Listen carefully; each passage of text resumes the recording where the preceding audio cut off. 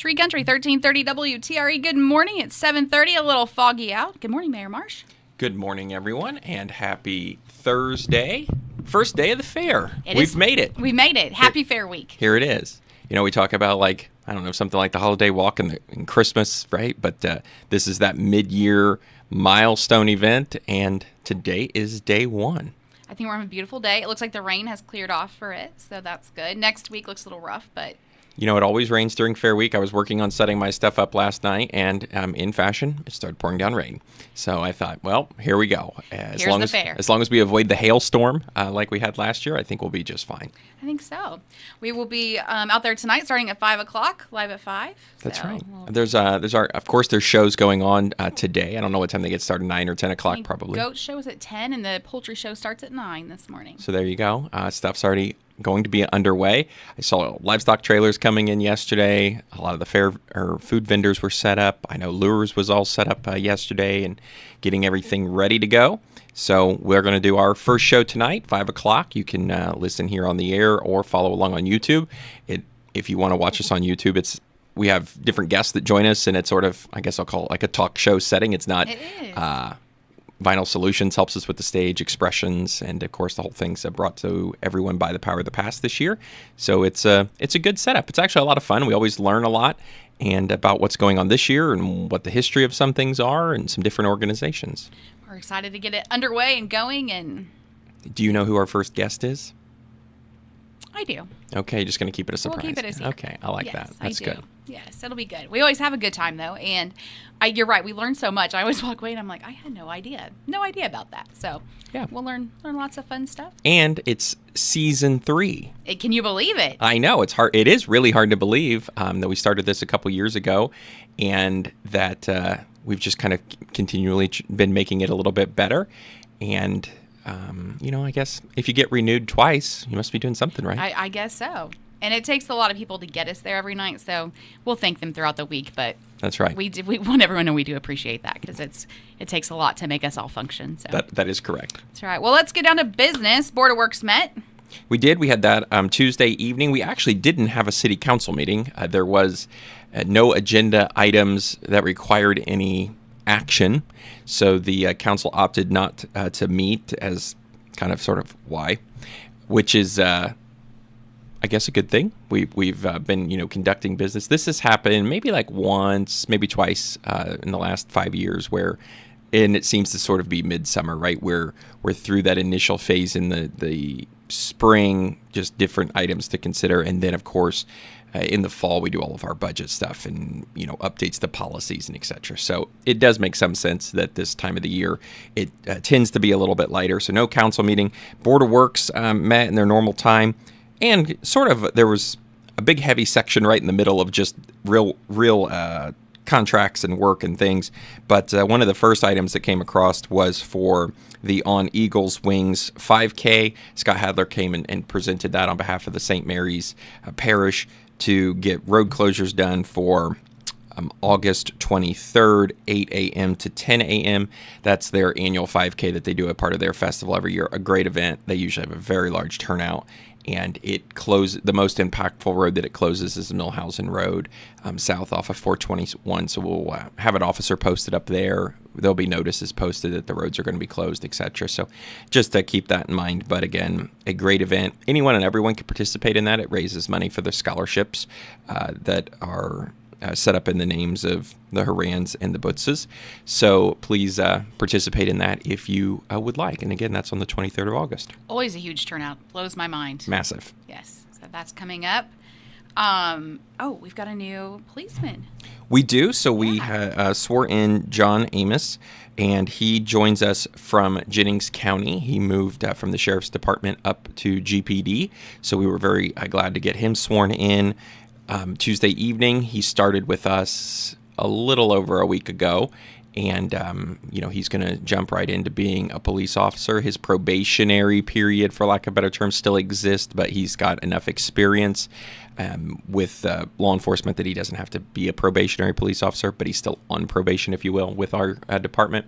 So he's going to jump straight into that, and we're very glad to have him. Him and his wife were at our meeting. He got sworn in and took some photos and got to meet some more of the team. And so it was great to welcome them to GPD. It's always exciting when we add someone new.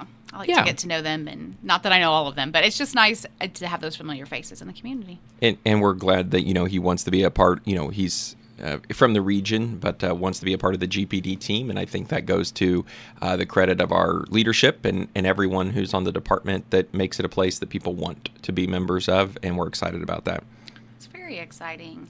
And as one career started with ours, another came to an end. It did, yes. So Jared McAlvin retired.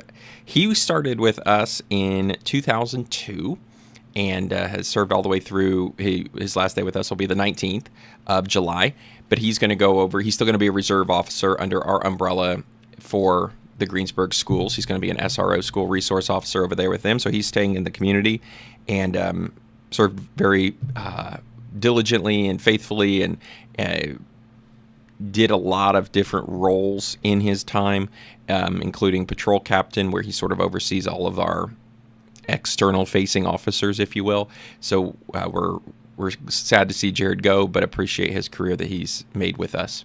I think it's been really neat to watch too as they retire out of that active duty. Several have gone into that SRO role. I think that's just a really neat transition, and it still keeps them in the community and involved with the youth and good role models. Yeah, it is, and it helps that we've got officers in the schools who are have a history of being on the street and being in the department and working with the team that is also going to respond should they need a response, which is, I think, a really valuable, to your point, really valuable relationship to have.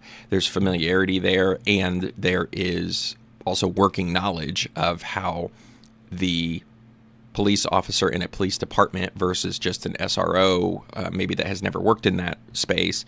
So yes, we're very fortunate to have great SROs across the county and all of our schools, but especially the Greensburg schools, which fall under the purview of GPD. So they are all reserve officers of GPD, so that they have police powers under a police force. And we're excited to continue to partner with the Greensburg schools on that program. Very exciting. Nate was there, fire chief. Yeah, Chief Sturmer had a couple things. We had a promotion from lieutenant to captain for Jared Prentice. This was actually retroactive about a month, and so he has been serving in that role for a little over a month now. We're glad to have him. We've had a lot of moving going on with some retirements. We had 2 assistant chiefs retire in about a 3-month span, so we knew that was coming. But there's been a lot of movement and a lot of opportunity for internal promotion. So we're glad to see Captain Prentice step up into this role, and we look forward to seeing his leadership continue to grow. Also purchasing some new rescue apparatus. Yeah, this was the big topic of the night on Tuesday. It's been on our long-term capital improvement plan. So as we've talked about before, when we talk about budgets, we run on a 10-year outlook on capital improvements so that we're planning for the big items that we can forecast coming. So we're in about our 5th year of our first. We update it every year, so really we're in our 5th version of our capital improvement plan, but we're in the 5th year of our first one. The rescue truck was identified for 2027 to be replaced, and we are right on pace for that. Now you say, okay, that's great. It's 2025. It has a 665-day lead time from when we sign the contract. Well, that's 2027. Yeah. And so we have worked through the process. We have a apparatus committee at the fire department that has different members of the department in different ranks, different specialties that have been working on this project. Now, some of you may recall, didn't we just do this? Well, we did that for our aerial ladder truck, which we ordered about 2.5 years ago at this point. And there is this nationwide crisis on delivery of fire vehicles, fire trucks, not just for communities like ours, but Chicago, Indianapolis, New York, and Greensburg. Across the board. Everyone's being affected by it to where the delays are just astronomical. and there's, for lack of better terms, really nothing you can do about it, and that there are 3 manufacturers. Apparatus pricing has skyrocketed. I'll get all the numbers wrong, but the general concept is about 6 to 7 years ago, we are almost double what they were then. And when we ordered the aerial truck 2.5 years ago, we paid $1.6 million for that. And then if we were to turn around and order that truck today, it's $2 million. Wow. So you think about a $400,000 increase in 3 years, even as a percentage basis, that's still a really big percentage increase.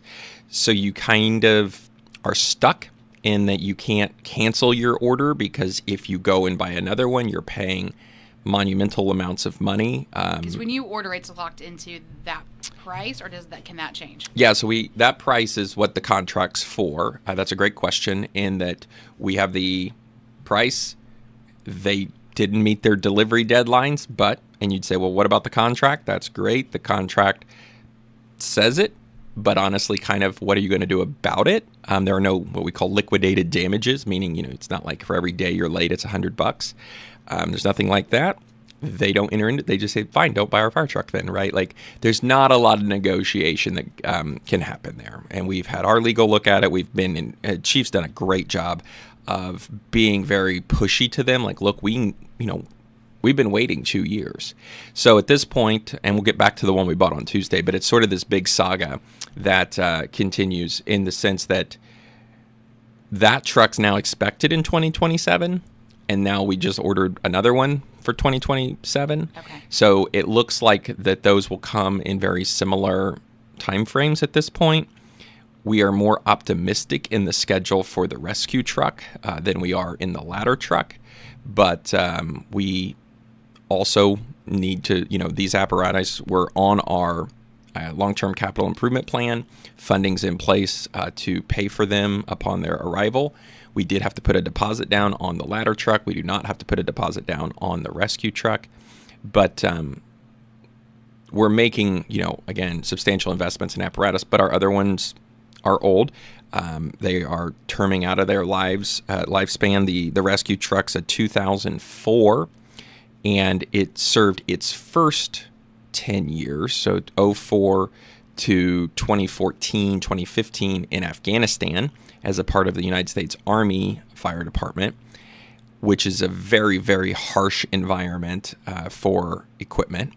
And then we acquired it through a military surplus and have rebuilt the motor once. They still find sand in it from when it's time in Afghanistan, and it's done. We believe it's lived a good life. Yeah, our mechanics believe that we can hold it together, knowing that in 2027 it is being replaced, which is why the decision was made to go ahead and proceed. If we wait till 27, we're really into 29. And if the financing, is what drives the conversations, obviously, the funding. So we know it's coming in 27. We're prepared. Finances are in place. It's going to be great. And it's one of those things you have to prepare. As you were talking, like, you've put this one together and it's maintained to this point. But if you don't plan out the 2 years in advance, it's not like tomorrow it's easy to just go and purchase a fire truck.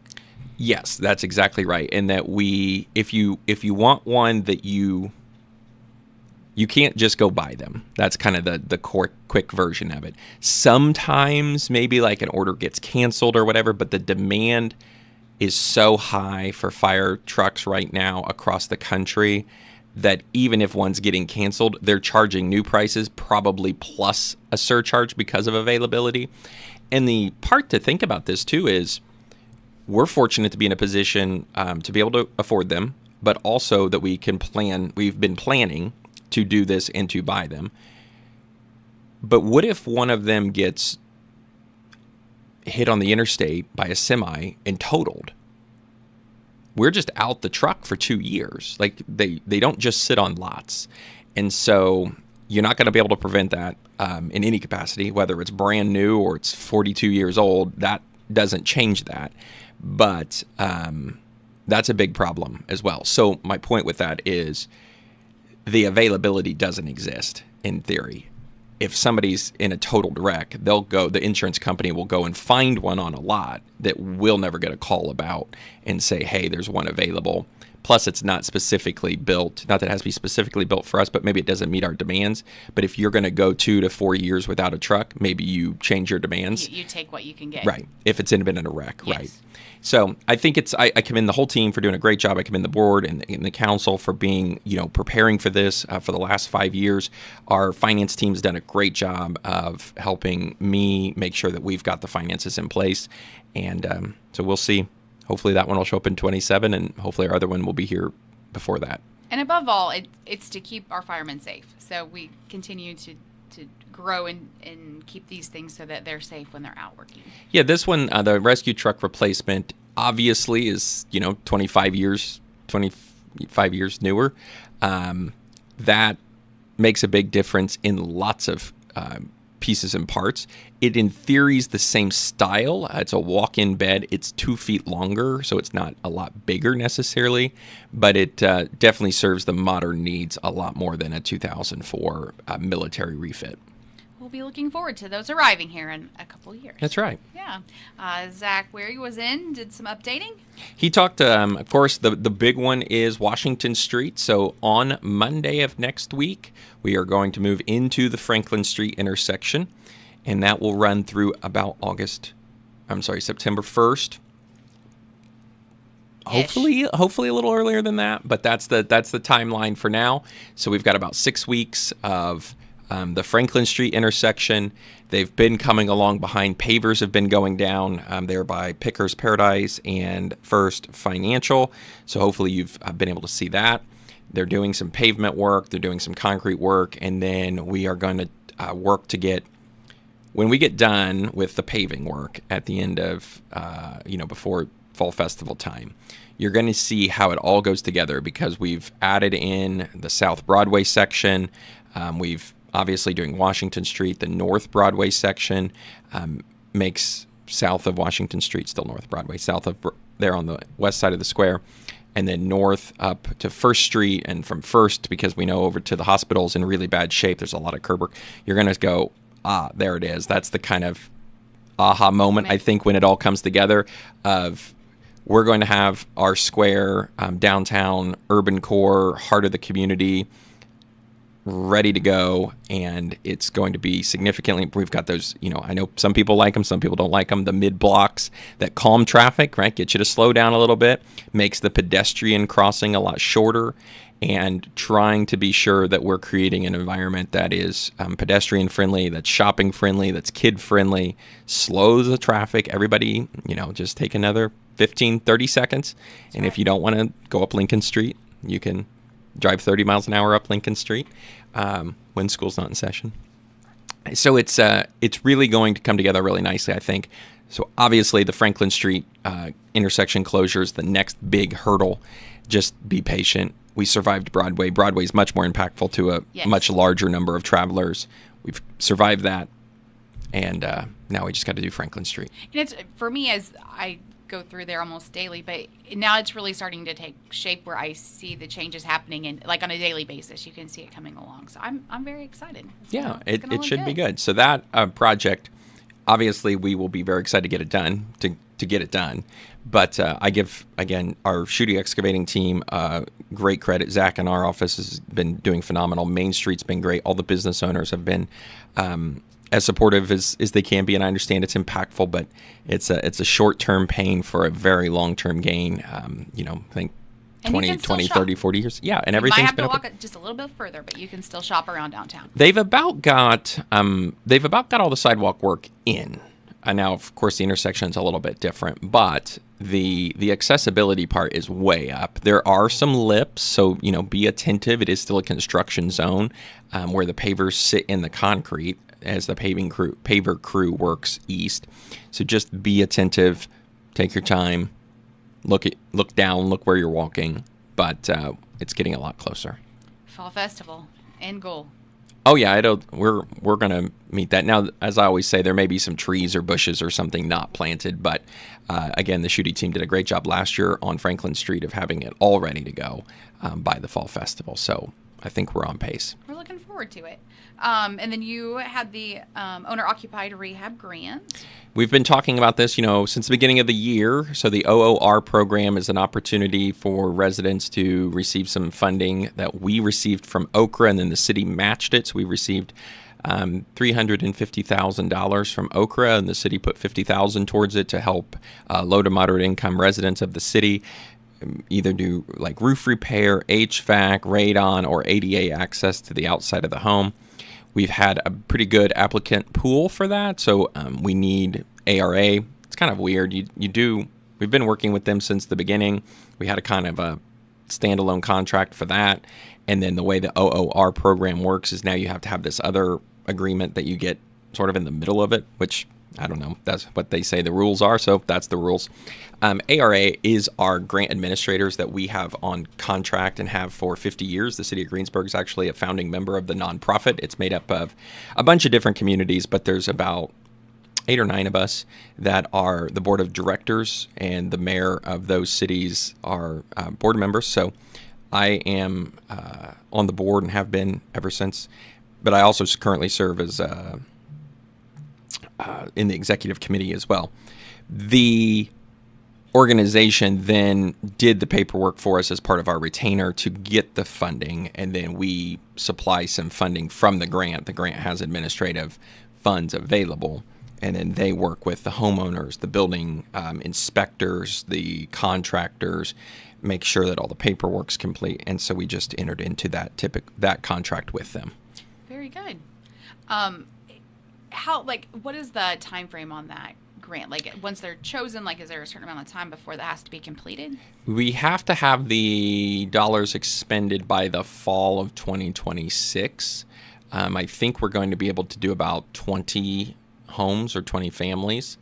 We've got the first 12 that have gone through the process, completed all the paperwork, because it's one of those things like they do them in chunks, so they are manageable, but also so that we can monitor the funding, right, in a way that allows, okay, if we spent $5,000 on this one and $10,000 on this one and 12 over here, obviously the funding reduces. So you don't want to commit to 25 and then only get to 18 and say, well, sorry, everyone else. So they kind of manage all of that. But yeah, there's a process.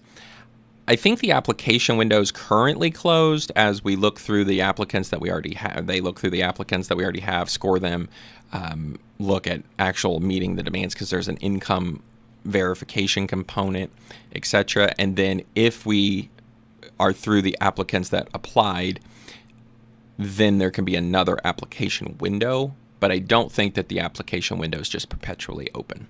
Okay. We will stay tuned for more updates about that. Yeah, the goal is to have the first 10 done before the end of the year. That's exciting. So it is good. Great advancements for several families that wouldn't be able to afford it. So. A lot of roof work, which is great, HVAC work, those kinds of things.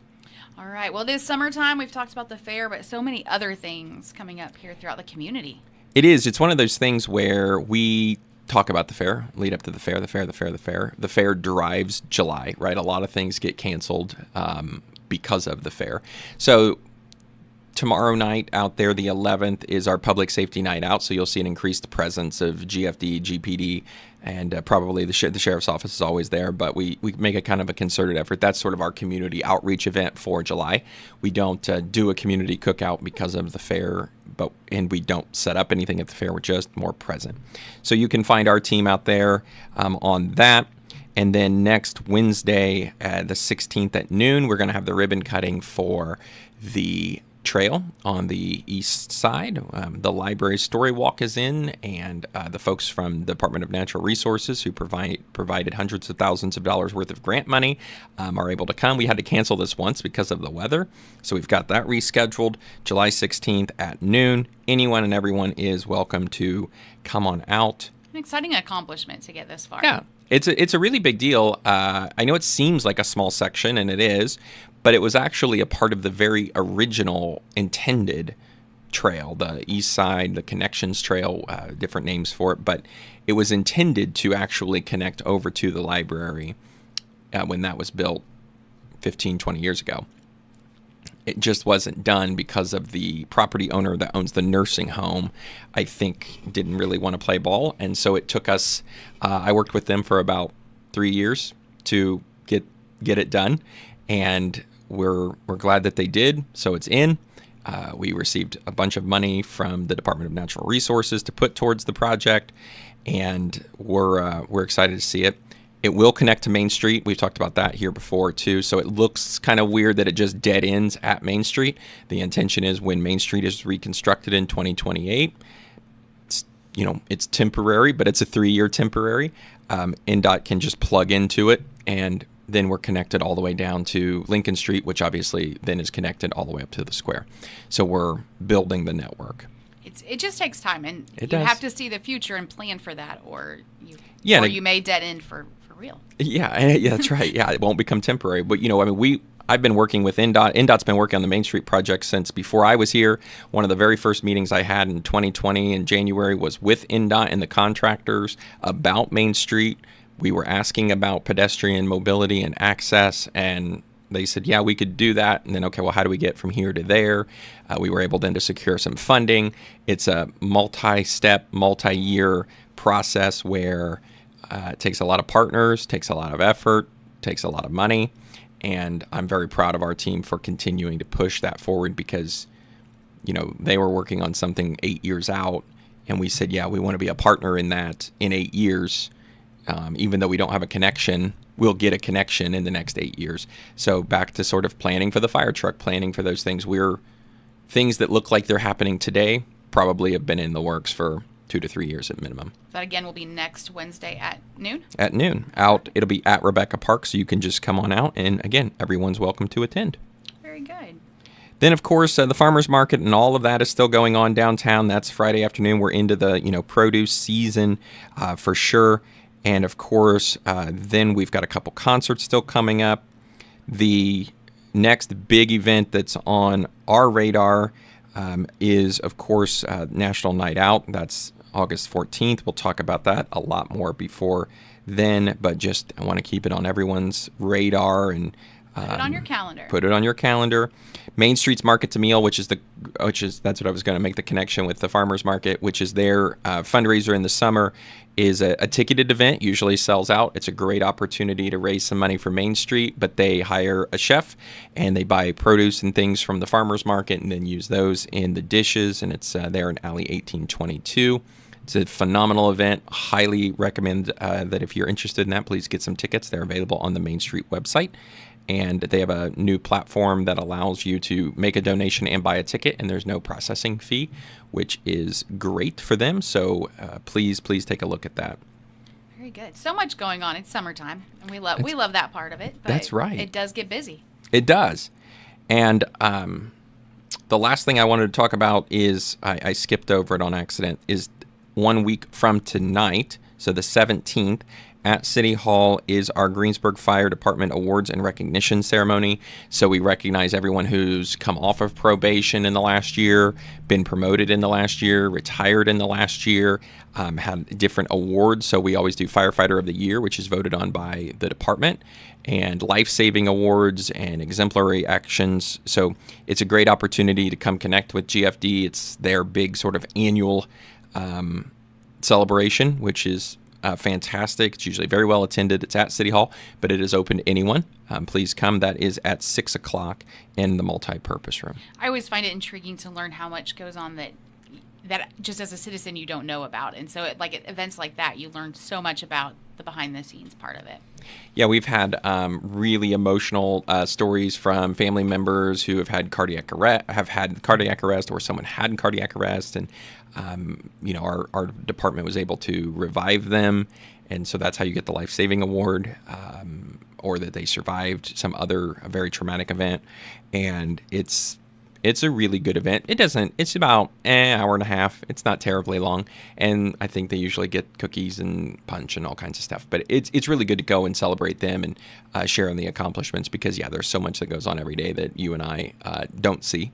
And that's okay. But they do great work, and it's a good opportunity to celebrate that. One last thing, the Park Road Forward, that's available. Yeah, parkroadforward.com. There's a bunch of mailers that are going out to residents that live over here in this section of the city that are directly impacted to that. That will be on August 6th at, I think it's at 5 p.m. at City Hall. It's a partnership meeting between Decatur County and the city of Greensburg, as we are partners on the Park Road project. It's the first sort of open house. There'll be the boards and people to talk about, and if you have interest, you want to come and ask questions, preliminary designs, etc. 2027 again. We're 8 years out from when 6-7 years out from when we started, but 27's the intended construction date at this point. But it'll be a great event. I'm going to have that information out at the fair as well. It's available on our website, social medias, etc. But that, again, is open to everyone. All right. We have not seen you since the 4th of July, but you were part of the parade as well as the flag waving. Yeah, that was a lot of fun. We had a great opportunity. The parade was incredibly well attended. Wasn't it? It was great this year. It was phenomenal. Great participation and participants alongside. So it's a little toasty, but it was the 4th of July. It was a little warm. And, of course, we've got the fair parade on Sunday at 4. Be in that as well. And then we're going to turn around and do live at 5 on Sunday. So it's going to be a big day of parading on Sunday. That's right. Busy times here in Greensburg. It is. Well, join us tonight at 5 o'clock. We'll be back live for all kinds of fair fun. We'll be back. We'll just be in our off-site studio. That's right. In the Farm and Home building. So come out and join us, or watch online, listen on the air, all the above. That's right. We'll have a good time. It's 8:01 on Tree Country, 1330.